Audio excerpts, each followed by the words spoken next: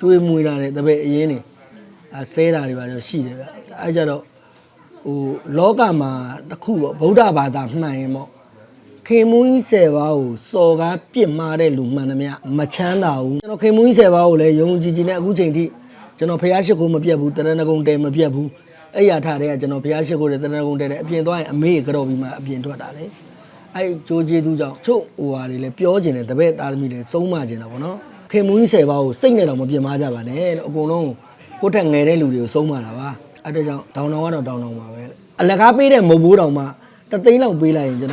တော်စိတ်ထဲမှာသူတို့ကတော့အများကြီးထင်တယ်ကျွန်တော်နဲနေလားမသိဘူးဆိုတဲ့စိတ်ရှိတယ်